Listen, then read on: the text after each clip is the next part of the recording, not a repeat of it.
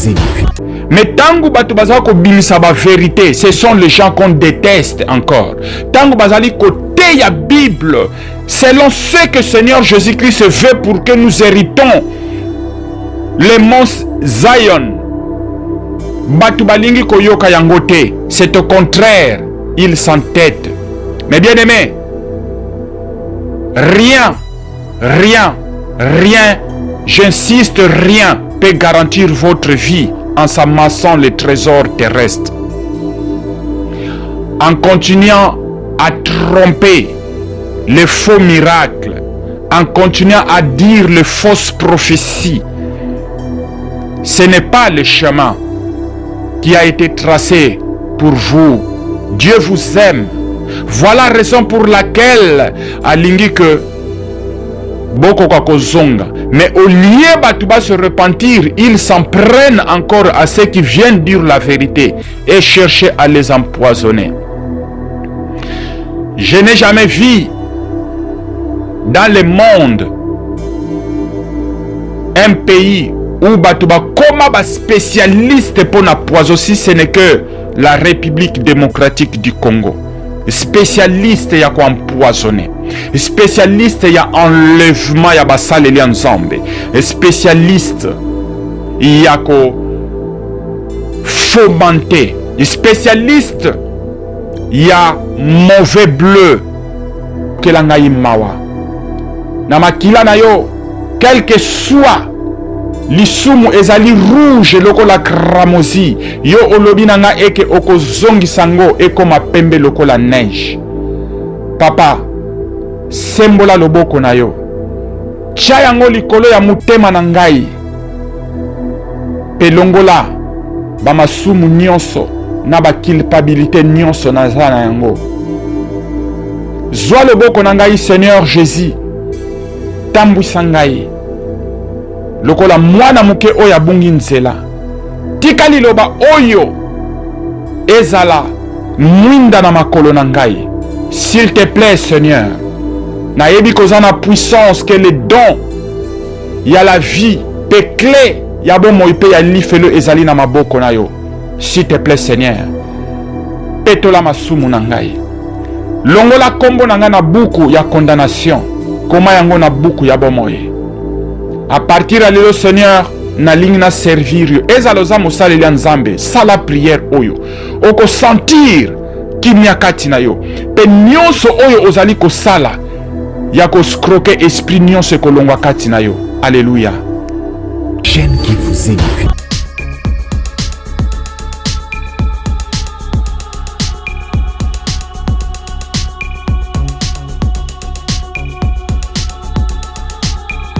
Shalom, shalom, peuple de Dieu. Ezali ngai ndeko nabino, frère nabino, arongongo na yeli susu liboso nabino mwa mikolo eleki mwa mingi na pesi bino mbote na kombo na Yesu Christo de Nazareth, le seul roi d'éternité, le seul espoir qui tient le 7 étoile et 7 esprits na loboko na ye ya droite.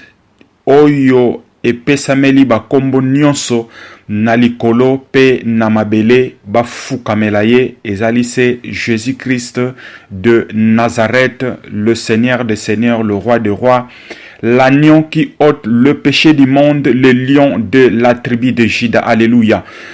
Moi mikolo ebele nazali na mabondeli, nkolo azali kopesa ba révélation moi ebele. Mais néanmoins na ye ko poussa na liboso na bino pendant que nazali ko prier na ngai nazo ko méditer, na ye ko koya na lisese oyo elobami na Marc chapitre 12 le verset 1 jusqu'à 12.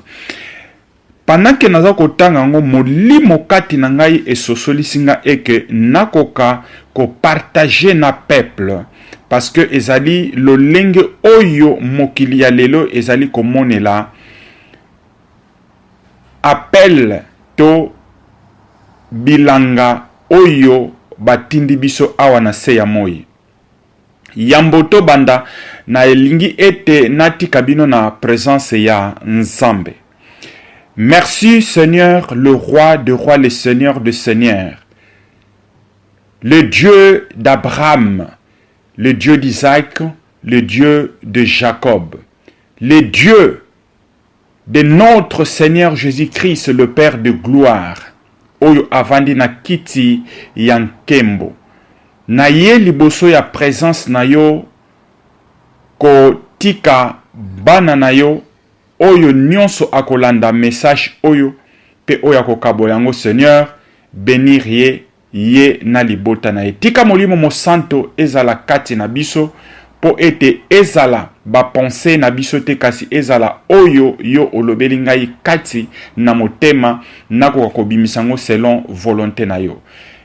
Merci le roi de roi, merci Nathan oyo okopesa biso nyonso eleka selon volonté na yo au nom puissant de Jésus notre Seigneur et Sauveur.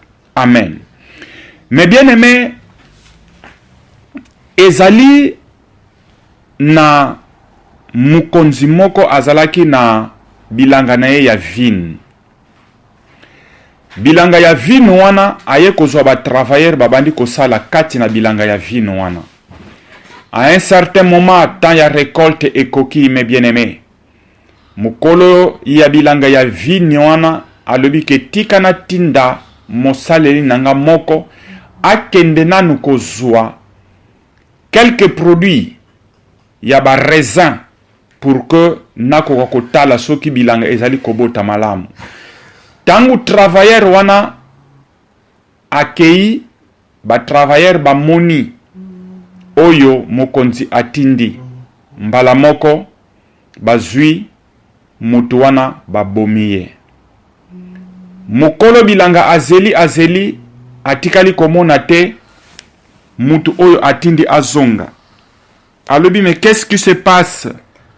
Aye lisusu kozwa ndingisa po atinda lisusu mutu moko lisusu.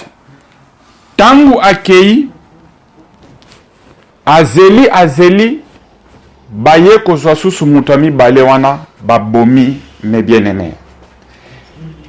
Eloko nini ezale kotambola na mitema ya ba travailleur ya bilanga ya vino wana? Susi na bango ezale ke bilanga wana ekoma personnellement ya bango. Yango wana bazale ko boma ba travailleur ni bazale ko boma bato nyonso oyo mukolo bilanga azalaki kotinda. Aye kotinda lisusu batu ebele kasi baye ko boma bango. A décidé alobi lokolo ezali bongo tika ete natinda mwana na ngai oyo nabimisa. Na yebi ke tangu bakomona mwana na ngai bakofukamela ye pe bakotosa ye. Pe bakopesa ye ba produit nyonso oyo ezali na vini wana ba raisin na quantité oyo ngamoko na lingike e komela ngai awa. Azui résolution wana mukolo bilanga atindi.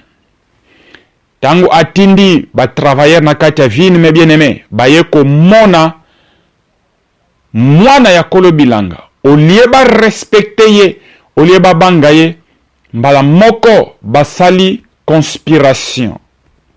Balobi voilà, le temps maintenant est venu. Oyo yende mutu azali héritage ya vini oyo. Tobi misa force na biso nyonso. Te stratégie nyonso ke to rate yete. Tobo maye po eke bilanga oyo désormais ekokoma ya biso moko. Bazui mwana ya kolo bilanga wana baye koboma. Mukolo ya vinu tango ayoki bongo esali ye motema pasi. Alobi, quel genre de travailleur oyo ngai nazana bango. Bon, lokola basali bongo nazoko zwa ba travailleur nyonso oyo ya mitema mabe na longola bango, na kangisa bango pona libela pe na kozwa bilanga oyo na kopesa ngo epai ya batravailleur mususu oyo bazali motema malamu. Mais bien aimé, oyo ezali lisese ye moko Seigneur Jésus-Christ azokoloba yango na livre ya Marc chapitre 12 le verset 1 jusqu'à 12. Elingi koloba nini? Ba juif mes bien-aimés, bana Israël dans la chair bazalaki na privilège pour que bakoka kosala na bilanga oyo Nzambe ye moko aponi. Yango wana abengaki bango ba nation choisie. Tangu azali kotinda ba prophète wana bazoko symboliser lokola batu oyo Nzambe azali kotinda po bakende kozwa quelques produits ya vigne. Elingi koloba ba prophète bazali koteya kasi ba prophète bandimamaki te, babomaki bango pe bazalaki tangu nyonso persécuté. Nzambe tangu amoni ndenge wana alobi non, lokola bandimi ba prophète te, nakende kotinda lisusu ba apôtre, ba disciple. Tangu ba apôtre ba ye na Jésus Christ ye moko alobi lokola mwana na ngai bakobanga ye. Kasi mes bien-aimés, toyebi lisolo soki totangi Esaïe chapitre 53, le lenge nini ba humilier mukolo mwana ya mukolo bilanga. Babomiye pe balobi ke désormais tokozala susu na mitungisite. Mais bien aimé, oyo ezali accomplissement ya tangu oyo tozali ko vanda na yango. Basali ya Nzambe ebele bamimoni ke bilanga oyo bapesi bango po bako kosala kati na yango bazomona ke ekomi bilanga na bango. Bana ya Nzambe oyo nkolo atie liboso na bango babandi komona bango ke bazali batu oyo bango bako liela. Tala dépouillement financier na moral ezali kosalama na bana ya Nzambe. Nzambe azana esengwa ta mukete mes bien-aimés. Azali tellement kolela butu moi. Lo lenge nini ba travailleur bazali ko sala selon volonté na bango. Néanmoins, azali ko tinda basali oyo ya solo po baya ko yebisa bango ke bako ko bongwana. Ke makambu bazali ko sala ezali malamu te. Kasi bazali ko zwa lisusu ba travailleur banani batoyo nkolo azali ko tinda bazali ko continuer ko boma. Nzambe alobi ke ba oyo bazwa ki privilège ya liboso nkolo esi a déclassé bango déjà. Azali ko luka sikoyo ba travailleur oyo bakoya ko salela ye na elanga ya vinu oyo ezali na mabele awa pona koya ya Seigneur Jésus-Christ ya mibale. Accomplissement ya Acte chapitre 2 le verset 17 ezali kokokana mes bien-aimés que au dernier jour je déverserai mon esprit sur toutes sortes de chair. Les jeunes filles et les jeunes garçons prophétiseront. Mes bien-aimés, tant ezali lisusu te pona ba église ya minene, tant ezali lisusu te pona basaleli ya Nzambe oyo bazali renommé, na yeko yebisa bino eke mafuta esi elongwa deja likolo ya babitonga wana. Tala lelo soki nkolo abimisi mutu moko pona ko dénoncer misala ya basaleli ya Nzambe soi-disant oyo bazali ko sala na bilanga, au lieu bakoka ko recevoir yango pour que ba changer, non, il préfère bakoka kozwa mutu wana, bakoka ko kangaye pe ko bomaye, pe ko zwaye ko betaye, peut comme menacer. Mais bien aimé, jusqu'où va l'évangile? Oyo ezali koleka sikoyo, mes bien-aimés, ezali likambo ya sikate. Seigneur Jésus-Christ, notre roi, ayebaki yango ke eko salama. S'il vous plaît, bozwa ba Bible na bino boko kotanga parabole oyo. Ezali eloko oyo, ezali ko salama na tangu na biso oyo. Même tangu batu wana bazali koyebisa bango, soki toye kotanga na même verset, il y a Marc chapitre 12, le verset 12. Jésus-Christ tangu aye koyebisa bango bongo, au lieu bakoka kozwa ndingisa ya ko changer, au lieu baya ko bongwana, eloko ni bango baye ko sala, Bible alobi boy, il cherchait à se saisir de lui, mais il craignait la foule. Ils avaient compris que c'était pour eux que Jésus avait dit cette parabole et ils les quittèrent et s'en allèrent. Mais bien aimé, jusqu'à quand batu bako saisir sens? Jusqu'à quand batu bazoko lobake li felo ezali? Tout changer, mes bien-aimés, et c'est qu'on vous dit, et c'est réel. Dans ces derniers temps, Nzambe azali kosa la grâce na ba race nyonso, na ba nation nyonso, na ba bikolo nyonso, même na ba famille, pour azo au moins mutu moko akende kolakisa enfer, et que tangu azoya bango nyonso bazali koloba les choses identiques. Pour que batu ba bongwana? Mais bien aimé, et si kawana basala yango pona mutute, basala yango pona ba ange ya rébellion na Lucifer. Mais du fait que batu bazali mutuma ngongi, bolingi ko comprendre te yango wana batu bazoko suka wana. Que bénéficiera un homme après avoir gagné tout le monde et tout le monde, mes bien-aimés, et perdre son âme dans l'enfer? Le temps est déjà là.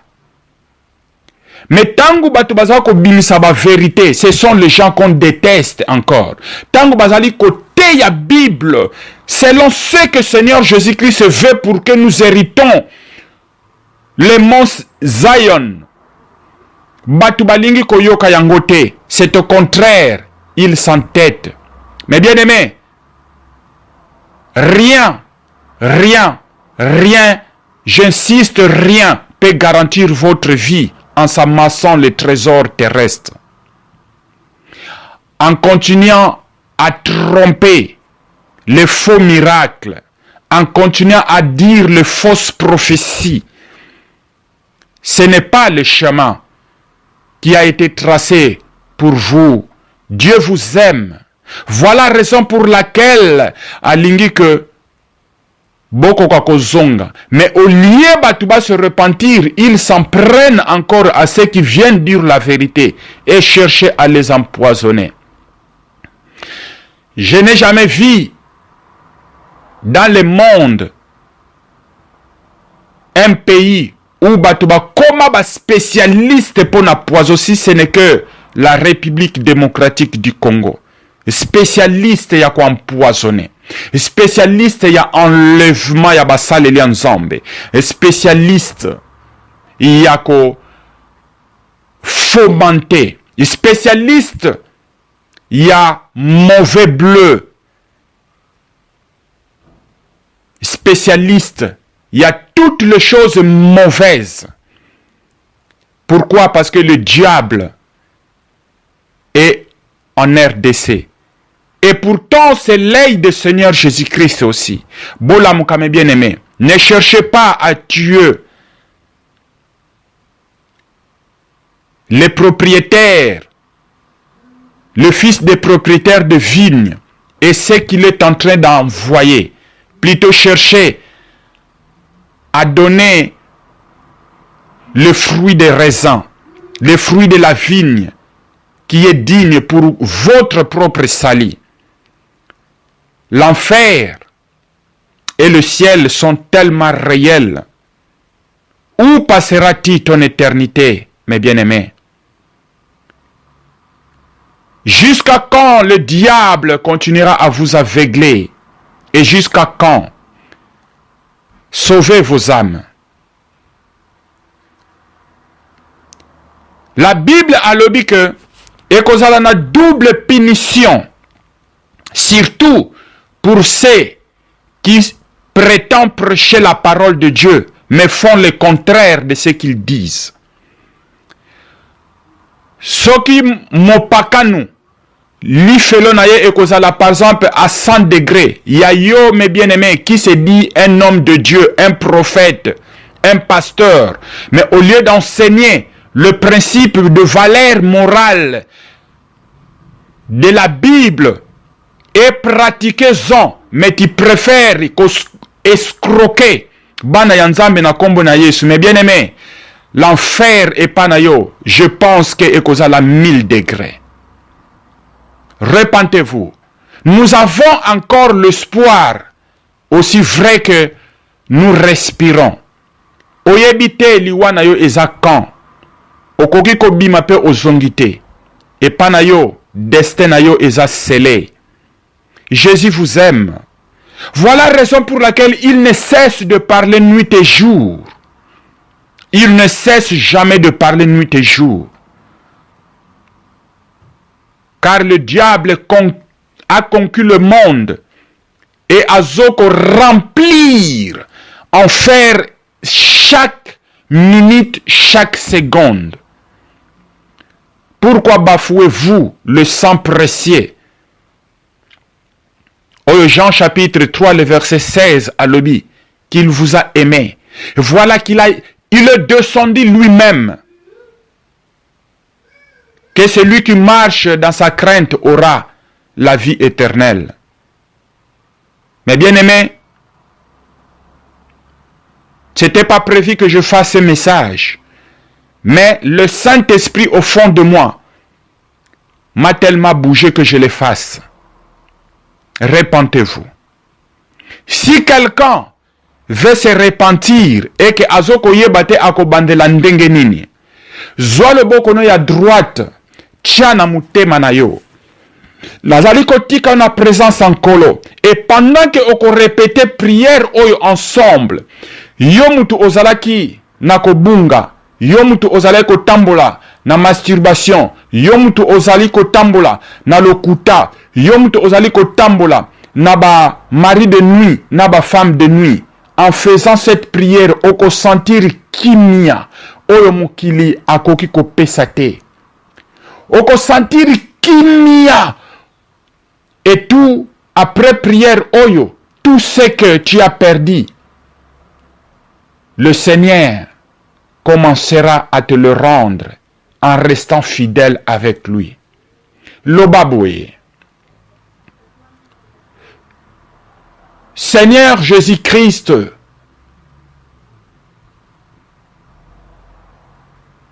ozali oyo oyaki na mokili oyo po oya kosopa makila na yo po na ngai. Nayebi ke nakendaki musika na marche oyo trasaki na se ya moi oyo po na tambola nango. Kasi yokela ngai mawa. Na makila na yo, quel que soit lisumu ezali rouge lokola kramosi, yo olobi na nga eke oko zongi sango eko mapembe lokola neige. Papa, sembola loboko na yo. Tia yango likolo ya mutema na ngai. Pelongola bamasumu nyonso na ba culpabilité nyonso na zana yango. Zwa loboko na ngai Seigneur Jésus. Tambwisa ngai. Lokola mwana muke oyo abungi nzela. Tika liloba oyo ezala mwinda na makolo na ngai. S'il te plaît Seigneur. Nayebi kozana puissance que les dons ya la vie pe clé ya bon moipe ya lifelo ezali na maboko na yo. S'il te plaît Seigneur. Petola masumu na ngai. Longola kombo na nga na buku ya condamnation. Koma yango na buku ya bon moye. À partir de lelo Seigneur, nalingi na servir yo ezala oza mosaleli ya nzambe sala prière oyo okosentir kimia kati na yo pe nyonso oyo ozali kosala ya koscroke esprit nyonso ekolongwa kati na yo. Alléluia. Longola kombo na ngai na buku ya condamnation koma yango na buku ya bomoi.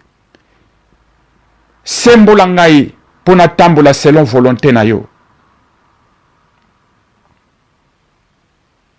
À partir ya lelo na longo na alliance ya ba démon.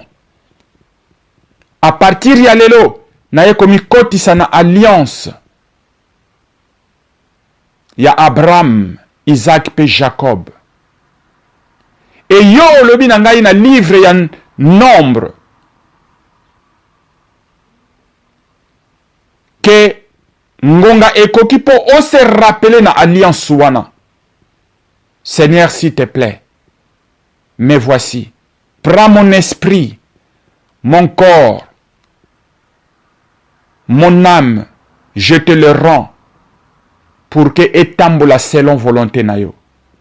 Tika makila na yo ezinga ngai, ezinga ba pensée na ngai, ezinga motema na ngai, ezinga âme na ngai. Au nom puissant de Jésus. Amen. Pendant que sali prière oyo, oko sentir vie na yo eko changer. Pongi na yo na butu ya lelo eko changer. Na yebi ke oko témoigner bolamu ya nzambe. Tika ete message oyo botambuse yango pe na bénir bino na kombo ya Jésus Christ de Nazareth. Shalom. Chaîne qui vous édifie.